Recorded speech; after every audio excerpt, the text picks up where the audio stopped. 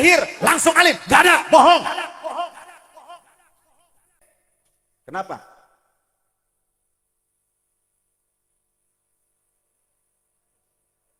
Jangan bicara nasab. Saya bicara apa ini? Tentang apa ini?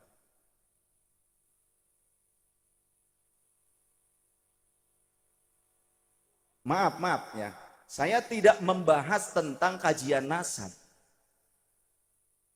Saya bernasab kepada Rasulullah. Punten. Ya. Betul tidak? Lanjut enggak? Saya membahas nasab apa membahas akhlak ini? Saya mendoktrin jenengan supaya takluk kepada saya apa hormat kepada ulama penjenengan? Saya sedang bicara meskipun saya dzurriyyah Rasul, tapi kalau akhlak saya buruk jangan diikuti. Paham?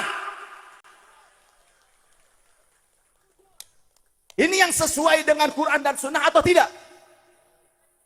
Gak apa-apa, kalau mau jangan diusir. Kalau mau debat di sini, di panggung. Saya tantang debat di panggung sekarang, ayo. Ya. Kue pikir nyomot apa? Ayo, baca Qurannya, tafsirnya bawa kemari. Hadisnya, kitab hadis, bawa kemari. Saya tidak akan membahas tentang pembandingan nasab, tidak. Paham? Tapi saya akan mengajarkan akhlak kepada kita, betul? Belum juga menjelaskan yang lebih lebar, sudah ngoceh. Gak usah diusir, gak apa-apa. Kalau perlu, bawa ke panggung sini. Akan saya ajak untuk dialog ilmiah. Kalau tidak bisa dialog ilmiah, tidak bisa baca tafsirnya, tidak bisa baca syarah haditsnya, berarti kamu sudah fanatik buta. Betul? Saya ingin mengangkat derajat harkat para ulama, para kiai setempat. Betul? Panjenengan bisa ngaji Quran karena siapa? Karena saya apa? Karena kiai-kiai. Jenengan bisa sholat karena saya turunan Rasul apa? Karena kiai-kiai. Ayo jawab. Kalau kiai panjenengan gak ngajarin jenengan sholat, apa kalian bisa sholat? Bisa baca Quran? Ini penting sekali. Jangan fanatik nasab. Saya dzurriyyah Rasul. Saya Al-Hasanain, bapak saya Al-Hasanain. Jalur dari Sunnah Hasan dan Sayyidina Husain, muttasil sampai Sayyidah Fatimah radhiyallahu anha. Cuma saya nggak mau bacakan nasab di sini karena apa? Hanya karena mencari keuntungan supaya jenengan nurut kepada saya. Jangan ngaji ke saya karena nasab. Betul. Ngaji kepada saya kalau ajaran saya benar. Harus paham dulu. Belum apa-apa udah ngoceh. Gak karuan. Ya coba jenengan kalau mau ngomong apa di sini. Gak apa-apa, gak usah diusir ya. Kalau ada yang tidak setuju, gak apa-apa. Saya ajak dialog. Cuma jangan main tuduh-tuduh. Jangan asal tuduh. Ngomong tuh sesuai fakta. Begitu dong. Kenapa saya bilang muliakan ulama kiai-kiai panjenengan? Hadis Rasul SAW. Kata siapa? Kata siapa? Rasulullah. Kata baginda Rasul sallallahu alaihi wasallam, "Laisa minna." Bukan kelompok kami. Oh. Berarti enggak diaku jadi umat Nabi. "Laisa minna man lam yujilla kabirana." Bukan kelompok kami kata Rasul. Bukan umatku orang yang tidak hormat kepada orang yang lebih tua. Betul? Kemudian juga yang tidak wayarham saghirana, yang tidak menyayangi orang yang lebih kecil, yang lebih muda di antara kita. Wa ya'rif haqqa li'alimina, dan bukan kelompok kita orang yang tidak mengerti haknya para muallim, orang-orang alim di antara kita. Orang yang tidak menghormati ulama, umat Nabi apa bukan? Kata siapa? Kata siapa? Kata Rasul. Jadi nek panjenengan bisa hormat kepada saya karena saya dzurriyyah Rasul, Panjenengan kudu luwih hormat kepada ustaz-ustazah, kiai-kiai panjenengan di kampung ini yang ngajari panjenengan Islam yang benar. Jangan fanatik buta karena saya ini dzurriyyah Rasul. Saya bawa kitabnya di mobil. Ya cuma mobil saya mungkin agak jauh. Di jok belakang itu ada kitab. Namanya Riyadhus Shalihin. Boleh dibawa mas. Tapi saya hafal. Saya hafal Riyadhus Shalihin. Insya Allah. Alhamdulillah tahadduts bin ni'mah. Ada riwayat begini. Anna Quraisyan qad ahammahum sya'nul mar'ati. Sesungguhnya orang-orang Quraisy mereka dibingungkan dengan suatu kasus yang menimpa seorang wanita al-Makhzumiyati dari kalangan Bani Makhzumi. Bani Makhzumi ini masih keluarga Quraisy, masih ada hubungan kekerabatan dengan baginda Nabi. Nah kemudian ternyata allati saraqat. Kasusnya apa? Wanita ini mencuri. Masih kerabat Rasul Quraisy dari Bani Makhzumi. Saya bawa kitabnya, ya. Saya biasanya bawa kitab banyak. Ini saya turunkan satu saja. Warnanya hijau toska, mas. Kitabnya. Kemudian hingga terjadi polemik. Terjadi polemik di tengah-tengah Quraisy. Mereka bingung kira-kira siapa yang akan menyampaikan ini kepada baginda Rasul. Maka disetujui hanya sahabat Usamah yang akan menyampaikan kasus ini kepada baginda Rasul. Fakallamahu Usamah hibbu Rasulillah sallallahu alaihi wasallam. Maka sahabat Usamah yang merupakan anak angkat Rasul, sahabat yang sangat dicintai Rasul, menyampaikannya kepada baginda Rasul sallallahu alaihi wasallam.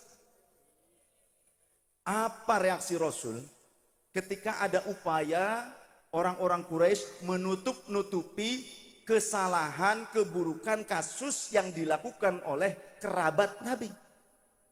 Apa reaksi Nabi? Apakah kata Nabi, bagus, kalian tutupi ya kejelekan daripada keluargaku, kerabatku, saudariku. Bagus, jangan ditebar luaskan. Apa begitu? Tidak. Ternyata Rasul sallallahu alaihi wasallam dengan wajah memerah, urat kerongkongannya menegak. Kemudian Rasulullah SAW menegur para sahabat termasuk yang menyampaikan itu, yang menjadi juru bicara orang-orang Quraisy, yakni sahabat Usamah. Apakah kalian mau menyelamatkan atau menolong seseorang yang mencuri supaya lepas daripada hukum yang telah ditetapkan oleh Allah? Agar aku menutupi, kalian melaporkan itu karena dia adalah kerabatku, agar aku menutupi dia dari dijatuhkannya hukum terhadap dia karena dia adalah keluargaku. Wah, mulai Rasulullah thumma qoma fakhtatoba. Yes. Ya, enggak apa-apa ini ngerjain kameramen.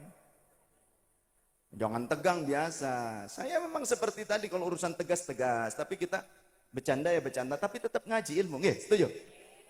Ya, ketegasan saya tidak akan berubah. Itu, jangankan seperti itu. Saya tuh hampir dibunuh beberapa kali, termasuk oleh habaib juga. Di Tangerang saya mau dibunuh oleh habaib. Di Cikarang Bekasi saya mau dibunuh. Ramai di televisi waktu itu ditangkap. Dan saya ngomong seperti ini, saya sudah bilang ke Abah. Bah, saya tuh suka tegas. Saya suka galak terhadap habaib-habaib yang keluar daripada syariat. Apa jawab Abah? Tanya ke Abah. Kalau di sini jenengan muhibbin Abah Lutfi, bilang tanya. Benar gak Said Ali ngomong gitu? Wallahi demi Allah. Apa jawaban Abah? Oh nyasai. Karena kalau ngomong dengan saya, selalu bahasa Sunda Abah tuh. Mas Fajar. Ini kitabnya saya bawa. Ya. Tsumma qama faqtataba. Kemudian Rasulullah berdiri dan berorasi, ayuhan nas, wahai sekalian manusia. Sesungguhnya hancurnya umat-umat sebelum kalian dikarenakan apa? Idza saraqa fihimud dhaif, idza saraqa fihimus syarifu. Jika seorang syarif, keturunan Nabi itu kan syarif, sayyid. Rasul mengatakan begini dasar hukumnya, ya. Ketika saya mengatakan ini saya punya dasar hukum, makanya saya tuh senangnya ilmiah. Jadi jangan fanatik buta. Kenapa saya bilang keturunan Nabi itu sayyid atau syarif? Nabi mengatakan, ana sayyidu waladi Adam yaumal qiyamati wala fakhra. Aku adalah sayyidnya keturunan Adam. Dan bukan tujuanku untuk menyombongkan diri. Maka seorang sayyid keturunan Rasul gak boleh sombong hanya karena nasab. Paham gak? Ini bukan tentang bahasan nasab, ini bahasan akhlak. Karena tujuan utama innama bu'ithu liutammima masolihil akhlak. Ini visi-visi Rasul. Masa sih kita nggak ngaji? Makanya kalau nggak ngaji ya begitu, rewel doang. Nyocotnya doang. Paham betul? Oh, cuma nyocot baik. Pakai ilmiah. Ilmiah, saya itu ilmiah. Kemudian Rasul pernah memangku kedua cucunya. Beliau mengatakan, innahuma lasayyida syababi ahlil jannah. Sesungguhnya kedua cucu ini, Sayyidina Hasan dan Husain radhiyallahu anhuma adalah sayyidnya para pemuda penghuni surga. Jare sopo? Jare sopo? Baginda Rasul nyebut sayyid, itu kata siapa? Rasulullah. Dua cucunya disebut sayyid oleh siapa? Rasulullah. Faham. Makanya ngaji. Hadisnya ada. Sok mau kitab apa dengan saya? Hayo. Fathul Bari 15 jilid. Hayo. Umdatul Qari. Hayo. Mau apa? Ad-Dibaj Syarah Minhaj. Ad-Dibaj Syarah Sahih Muslim. Hayo. Ada. Dan saya pernah debat dengan dosen Ummul Qura tahun 2017 di Mekah. Dengan doktor-doktor, dosen-dosen Ummul Qura. Tahadduts bin nikmah nih, ya. Supaya jangan sangka apa yang keluar dari mulut saya ini bukan ilmu yang berdasar. Ilmunya berdasar. Termasuk apa yang saya sampaikan. Inna ahlaka man qablakum. Betul? Sesungguhnya hancurnya bangsa-bangsa sebelum kalian. Karena apa? Idza saraqa fihimus syarifu, jika seorang syarif, turunan yang mulia, di sini siapa yang melakukan itu? Wanita Bani Makhzumi dari kelompok Quraisy, masih keluarga Nabi. Maka Nabi menyebutnya syarif. Menganalogikannya seperti itu, menyebutnya syarif. Bangsa terdahulu pun mereka menyebut orang-orang mulia itu sebagai seorang syarif. Makanya di kita yang datang termasuk Kanjeng Sinun Sunan Gunung Jati disebut Syarif Hidayatullah, namanya Sayyid Hidayatullah. Syarif itu gelar. Kemudian juga ada rekannya yang dijadikan mantu, namanya Syarif Abdurrahman Al-Hasani. Nah, saya ini dari dua, dari Sayyidina Hasan dan Sayyidina Husain. Bapak saya tuh Al-Hasanaini. Maka kalau kami sedang mahalul qiyam, kalau di kami itu seperti itu, Jaddal Hasanaini. Karena apa? Kalau Jaddal Husaini berarti kakek dari Imam Husain saja. Tapi ketika Jaddal Hasanaini, kakek dari dua anak laki-laki yang memiliki nama yang artinya bagus keduanya. Hasan, kalau dua Hasanaini. Paham ya? Nah, karena apa? Karena ayah saya itu dari dua jalur, dari Al-Hasani dan Al-Husaini. Jadi kalau istilahnya ini jangan bahas nasab, apa urusannya dengan saya? Bukan kapasitas saya, betul tidak? Saya dari awal tidak membahas nasab, urusannya akhlak. Ini sedang mencambuk diri sendiri. Atau bahkan jika ada di antara panjenengan, ada habaib, ada syarifah, ada syarif, ada sayyid, ada sayyidah, habibah. Kemudian merasa tidak senang dengan apa yang saya ajarkan, proteslah kepada Allah dan Rasulullah. Gitu aja, udah simpel gitu, betul? Kenapa Rasulullah mengatakan itu di dalam hadis yang sahih diriwayatkan? Atau ada yang berani? Karena ini hadisnya derajatnya muttafaqun alaih, betul? Muttafaqun alaih artinya disepakati kesahihannya oleh Imam Bukhari dan Imam Muslim. Ada gak yang berani protes ke Imam Bukhari? Kalau ada yang mau, nanti saya bawa ke Bukhara, ke Rusia. Ya, September dengan saya ajak nanti bawa masuk koper saya. Tuman. Tuman. Oh, saya ngomong gini di mana aja. Waktu itu di Tegal, di mana di tempat Mas Mungtoha, habaib banyak di sini. Saya baca begini, biasa. Saya sampaikan, kalau dia tidak punya penyakit hati, tetap dia terima kasih menyampaikan. Ketika dia mendengar, saya menyampaikan ini. Karena sama-sama saudara. Tapi kalau orang yang punya penyakit hati, dia tidak akan senang saya menyampaikan ayat Quran dan ataupun hadits Rasulullah SAW. Betul? Pengennya kiai-kiai ini harus tunduk patuh. Kalau diminta apa-apa harus ngasih. Saya akan melawan neofeodalisme. Siapapun orangnya yang ingin mengkapitalisasi para kiai-kiai kampung. Jadi kalau jenengan merasa, oh kenapa ini kok Sayyid tapi kok begini, seolah-olah ya merendahkan apa? Saya sedang mengajarkan akhlak. Tujuan utama Rasul visi misinya apa? Liutammima masolihil akhlak. Kalau ada kata innama, seolah-olah tidak ada yang lain tujuan Rasul. Innama hanya satu seolah-olah. Makanya belajar ilmu balaghah, ilmu mantik, belajar. Ojo mung terjemahan bae sira. Ojo mung doktrin ente mahabbah pret. Ujung-ujungnya apa? Duit, cuan. Yang akhirnya para kiai yang punya jasa besar mengislamkan masyarakat, mereka tidak dipandang sebelah mata pun oleh masyarakat sendiri. Nggak ada urusan pembahasan nasab. Ini membahas akhlak dan visi misi utama Rasulullah. Innama bu'ittu liutammima masolihil akhlak. Kenapa? Karena saya merasa saya belum bagus akhlak saya. Saya ingin terus mengingat apa yang menjadi ajaran Sayyidina Muhammad sallallahu. Karena kalau umat ini nggak diajarkan dari dasarnya, dari asalnya, dari referensinya, sudah banyak yang jadi Wahabi, ada yang jadi ateis, ada yang jadi teroris. Karena apa? Nggak pakai landasan hukum yang jelas, betul tidak? Tapi mantan-mantan teroris ngaji ke Gus Baha karena referensinya benar, akhirnya mendeklarasikan Jamaah Islamiyah bubar dan kami kembali ke pangkuan NKRI. Oh, karena apa? Ngaji ning kiai. Paham? Saya guru-guru saya yang habaib ya banyak. Yang kiai-kiai ya banyak. Yang sayyid, yang syarif juga banyak guru-guru saya. Ya. Yang biasa saja, yang tidak punya nasab darah kepada Rasul, tapi punya nasab ilmu kepada Rasul. Para ulama, para kiai, saya berguru kepada mereka. Dan saya tetap harus takzim kepada mereka. Ngapunten yai saya berdiri.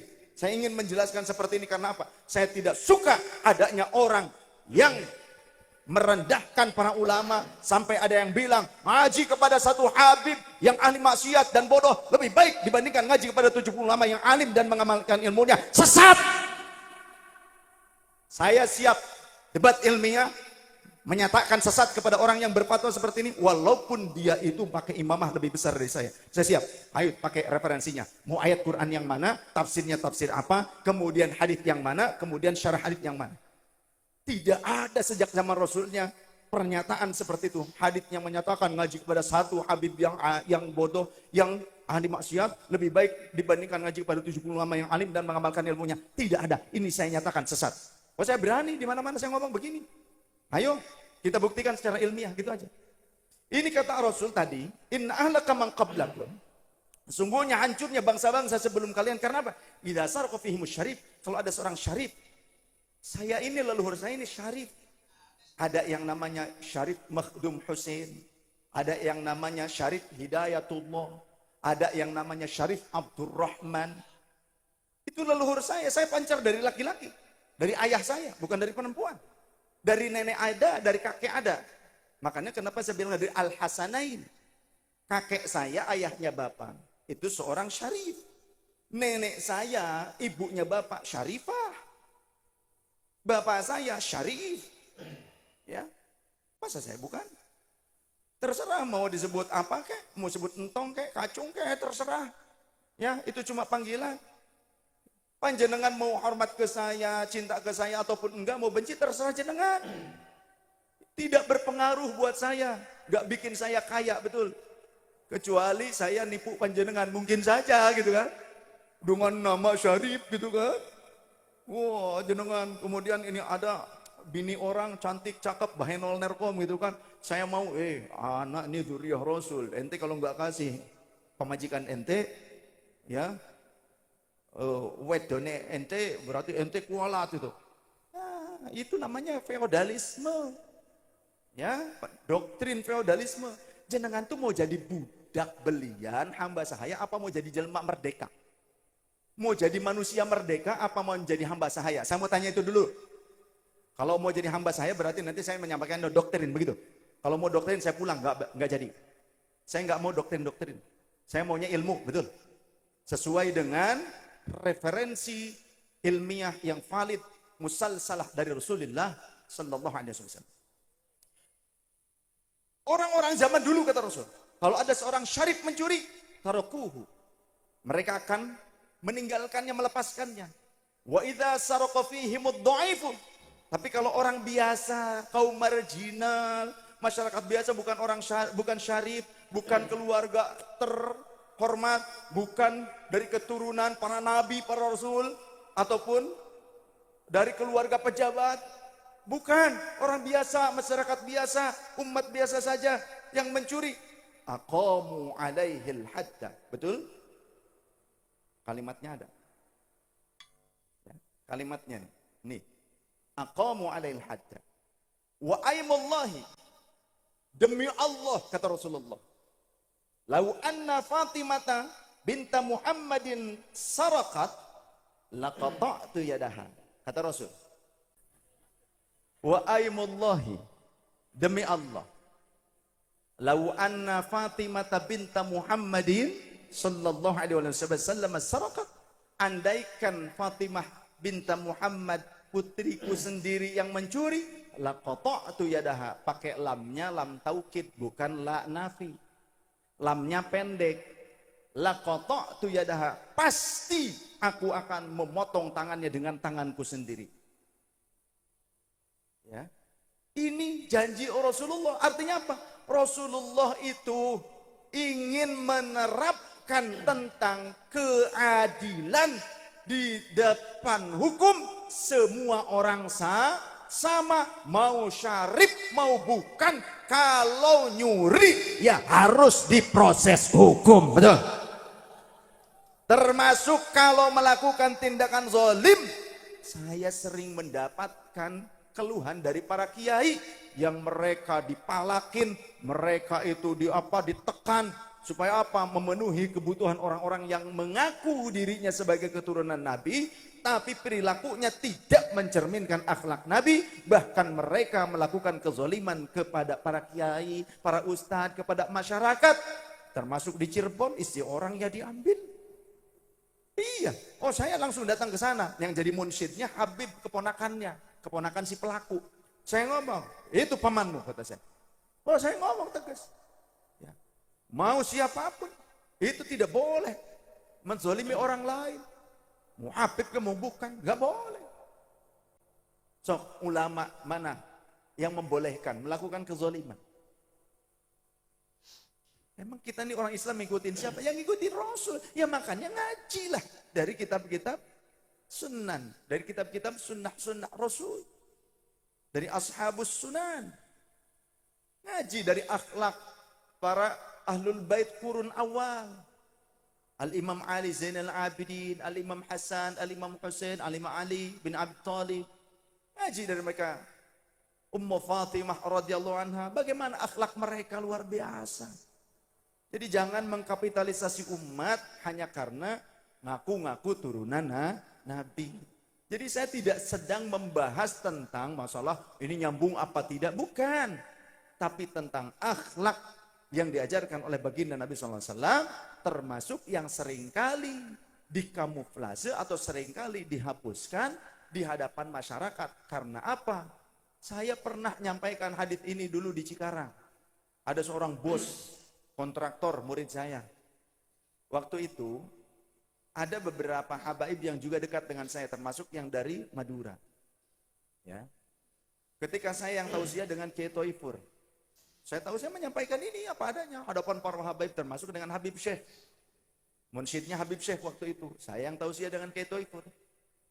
Lalu beres ngaji, ada teman saya lebih tua dari saya, lebih tua, habaib.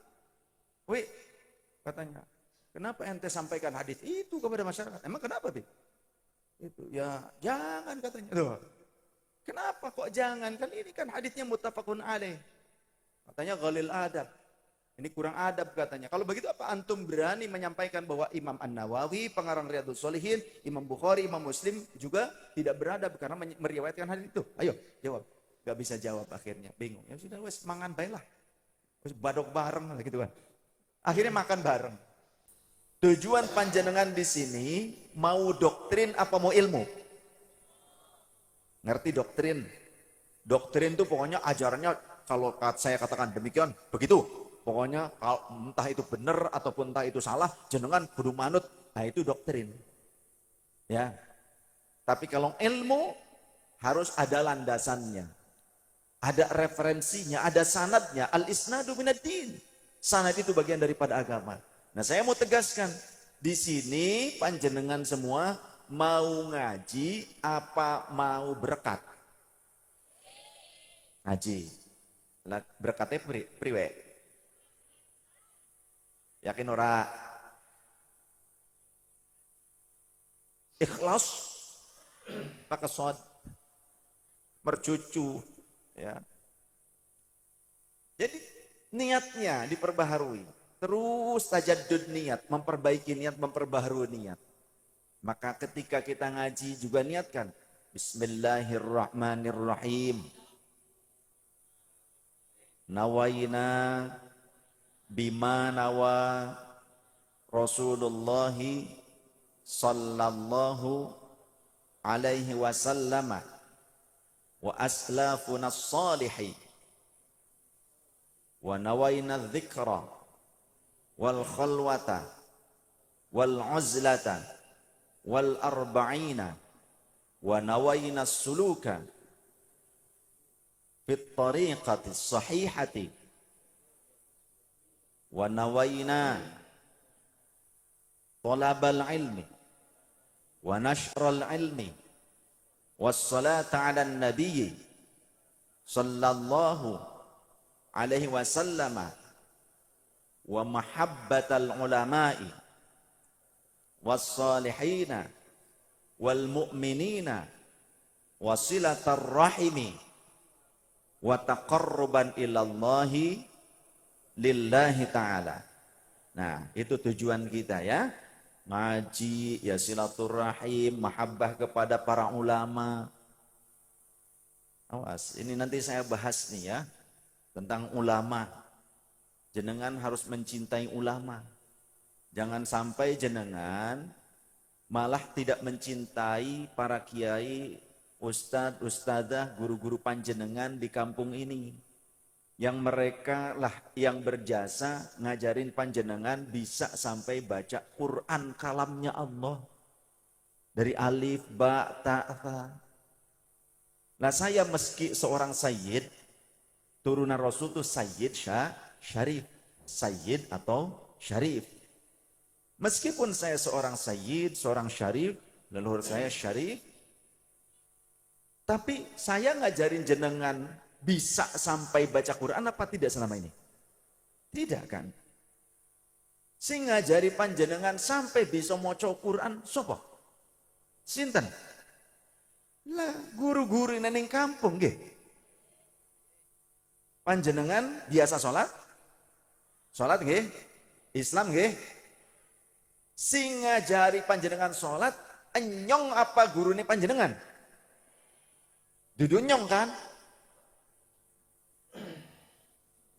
Lah dudunya. Iya. Ya kayak mengkenen.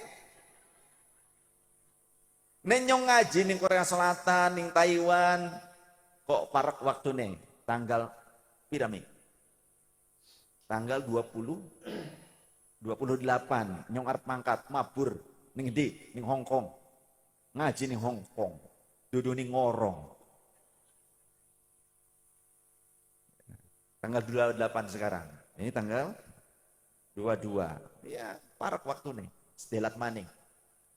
Jadi kalau di luar itu seringkali saya pas ngaji itu diminta, Bib ngapak wae sih Bib gitu. Ya, dimintanya ngapak. Ya, kayaknya begitulah. Lebih enak wes wong dewek lah. Tapi ini istri saya bingung rooming kalau saya ngapak bingung. Ya. Waktu kemarin di Kebumen Indonesia juga punya superhero. Ya. Kalau di Amerika itu ada Superman, Batman, ya itu kan? Padahal kalau sampai ke Indonesia, sampai ke Tegal, sampai ke kelurahan apa nih? Sampai ke Jembayat, itu Batman tuh berubah nama. Pasti akan melaporkan ke Disduk Capil. Dia pasti akan merubah namanya jadi apa? Kampretman. Atau codotmen. Endah-endah kan ning Amerika arane Batman. Bat itu apa? Iya codot, bat kelalawar. Nggih, leres. Codot alias kampret. Makanya dia dari Amerika nggak berani pindah ke Indonesia. Karena apa? Karena 5 tahun yang lalu di Indonesia sudah terlampau banyak populasi kampret. Termasuk juga lawannya, yakni cebong. Ingat nggak? Cebong dan kampret. Makanya Batman nggak berani pindah ke Indonesia. Karena kalau pindah ke Indonesia, mingslep pamornya hilang. Begitu. Nah di Indonesia juga punya. Ya, superhero asli Indonesia apa? Kebomen. Kebomen, daerah yang paling banyak ya memunculkan para superhero asli Indonesia. Wong Jawa Tengah asli ikuning Kebumen. Superhero ini arane Kebomen. Nah, sallallahu alaihi Nabi Muhammad. Gitu ya. Jadi kita nggak usah gaya-gayaan kah. Jadi tetap saja sing Jawa aja ilang Jawane. Sing wong Sunda ulah lengiten Sundana. Ya kan? Pokoknya kita nih orang Indonesia harus bangga dengan jati diri Indonesia. Karena apa? Kita memiliki kekayaan budaya, kekayaan alam, dan semacamnya segala rupa ada di Indonesia. Termasuk urusan-urusan spiritual. Demit kayak gitu kan? Ada kuntilanak, genderuwo, kelong wewe, tuyul, kemudian gerandong. Ini buktinya datang. Ya kan? Lanyong gerandong. Itu. Gondrong bukan sembarang gondrong. Si gondrong dari gua Selarong. Kalau gue udah ngomong lu pasti terbengong-bengong. Begitu. Aduh. Masya Allah. Jadi isun titip. Wah, Cirebone metu ya. Cirebone metu ya. Ya. Buyute Basyarif. Isun titip, tapi duduk tajuk karo pakir miskin tapi titip ning guru-guru ngaji. Nyong titip gurune sampean ning kampung dimuliakan. Muliakan. Jangan karena panjenengan seorang mau ngumpul ngaji ramai kayak begini karena wah ada dzurriyyah Rasul datang. Tapi yang berjasa kepada panjenengan semua sampai panjenengan bisa menjadi seorang muslim yang taat, yang takwa, itu ya guru ngaji di kampung. Jenengan bisa sujud kepada Allah dengan benar, dengan tumak ninah, ya guru ngaji di kampung. Yang bisa wudhu dengan baik dan benar, ngerti pembatalannya, ngerti fardu wudhunya, ngerti sunnah-sunnahnya, ya guru ngaji di kampung. Leres nih, duduk nyong. Makanya nyong pesen ning panitia, ora usah pada cium tangan nyong. Sing wajib kadue panjenengan sedoyo cium tangan kadue guru ngaji ini masing-masing ning kampung. Nek nyong teka perbutok ngomong pret. Tapi ning guru ngaji dewek jagongan bae ora ana adabe. Langka adabe, ora ana perhatiane. Langka sing niliki gentonge kiai. Ya, bener. Langka sing nakon ning guru ngaji ning ustazadah. Ustazah.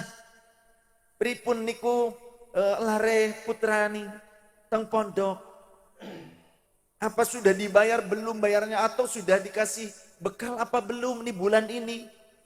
Ada enggak yang nanya ke kiainya, ke gurunya, ke ustadznya di kampung begitu? Ada enggak? Pakai berat kabeh sira. Kewanen sira ya. Kewalat sira. Nek nyong teka diparingi duit gede. Mungkin. Itu. Itu kan? Ora. Sampai sekian ora. Duru. Berat mana? Enggak. Saya tuh tidak pernah menerima amplop kalau ngaji. Istri saya yang nerima. Itu ya. Tapi kalau dikasih, nggak dikasih juga ada. Beneran, saya berangkat ke Batam. Pesawat sejalan 2 juta, per orang 2 juta lebih karena mahal. Berdua 4 juta lebih. Bolak-balik 8 juta lebih, hampir 9 jutaan lah. Kemudian belum hotel. Kemudian sampai pulang nggak dikasih sama panitianya, biasa aja. Gitu kan. Saya biasa. Istri saya, manyun. Ada yang seperti itu, ya sudah inilah dakwah gitu kan. Tapi memang kebangetan ya. Gitu.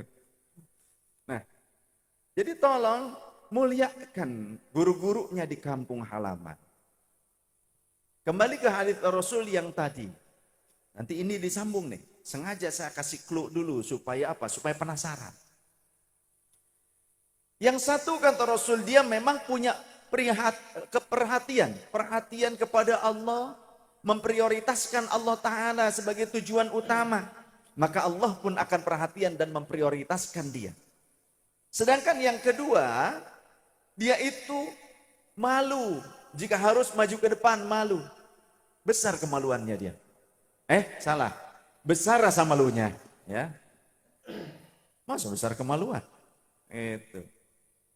Dia rasa malunya besar. Sehingga malu kalau maju ke depan. Jadi dia duduk di belakang. Fastahyallahu minhu, maka Allah pun malu jika tidak memberikan pandangan rahmat kepadanya. Allah malu jika tidak memberikan ampunan kepada dia pada saat dia bangkit dari majelis ini. Allah malu jika tidak memperhatikan dia karena dia sudah datang, rela datang meskipun duduk di belakang.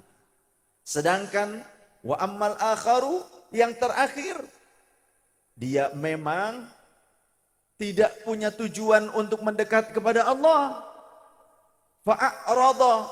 Fa'aradallahu anhu, dia berpaling, dia memang menjauh, dia tidak mengharapkan untuk bisa mengenal agamanya Allah, maka Allah pun akan berpaling dari perhatian kepada dia. Allah tidak akan memperhatikan dia. Dalam kehidupan nyata, ada orang yang memang senang datang ke pengajian, ada orang yang malu datang ke pengajian. Meskipun datang karena apa? Karena malu. Karena tempat pengajiannya ada di tetangga. Kebetulan suka ada pengajian keliling, ya. Ataupun yang ngajar-ngajinya adalah tetangga. Karena di masjid ataupun di majelis, kebetulan kita tetangga dengan majelis, malu kalau tidak datang. Masih mending. Tapi yang parah, sudah dekat dengan masjid, sudah dekat dengan pengajian, sudah dekat dengan majelis, tapi dia tidak mau datang. Maka yang seperti itu, ketika diberikan nasihat sulit untuk menerima, bahkan tinggal satu yang bisa menasihati dia apa? Kafabil mautin nasihah. Kematian cukuplah menjadi nasihat buat orang seperti itu. Mati modern. Betul? Nek panjenengan ora gelem ngaji, diajini. Diajini. Ya. Berarti mati wong kuwi. Masih mending kalau ada tetangganya yang mau mengajikan dia, bacakan Yasin, bacakan Al-Qur'an, khataman Qur'an. Tapi bagaimana kalau karena ada sebab musabab apa-apa juga ya. Karena dia enggak gelem ngaji, akhirnya enggak pada kenal dengan jamaah pengajian, yang datang ya paling cuma tetangga dan keluarga dekatnya saja. Rugi kalau seperti itu. Apalagi ketika kita tidak mendidik anak-anak kita ke pengajian. Tidak mengenalkan anak-anak kita kepada ulama. Ulama itu bukan karena memakai imamah. Kain yang diikatkan di kepala seperti ini, sorban orang sini bilang. Bukan yang karena menggunakan gamis, baju kurung seperti yang saya pakai. Ulama bukan karena yang menggunakan jubah, pakaian yang bagian depannya terbelah. Bukan karena menggunakan tongkat, bukan karena hidungnya mancung, bukan karena punya nasab kepada baginda Nabi, tapi ulama adalah orang yang bahrul fahamah, luas pemahamannya, orang yang memiliki sanad ilmu yang muttasil kepada Rasul sallallahu alaihi wasallam. Karena meskipun kami dzurriyyah Rasul memiliki sanad yang tersambung secara darah kepada Rasul, tapi kalau kami nggak ngaji, tetap bodoh, ya goblok kita juga. Ngerti? Ngerti? Karena ada pepatah Arab. Al ilmu bil kasbi la bin nasabi. Ilmu itu harus diperjuangkan, diluruh, dicari, dikasap. Bukan karena nasab. Jadi meskipun kami seorang sayyid, seorang syarif, tapi kalau nggak gelem ngaji, nggak sungguh-sungguh tolabul ilmi, nggak sungguh-sungguh belajar kepada ulama, maka pasti bodoh.